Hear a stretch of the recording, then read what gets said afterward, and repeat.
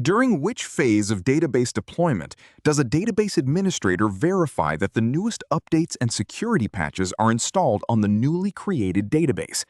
The options are Option A, importing; Option B, upgrading; Option C, provisioning; Option D, modifying.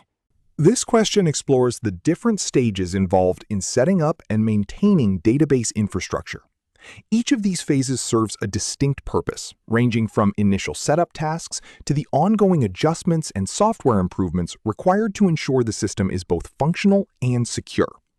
Identifying the specific responsibilities of a database administrator during each of these phases is essential for managing a secure and efficient database lifecycle. I believe the correct answer is Option C, provisioning. Provisioning is the deployment phase where the database environment is established, the software is installed, and the necessary patches and security updates are applied to ensure the new database starts in a compliant and secure state. Let us review why the other options do not fit. Importing is focused specifically on the process of loading data into a database, not the initial system maintenance. Upgrading refers to moving an existing database system to a newer major software version, which is distinct from applying security patches during an initial deployment.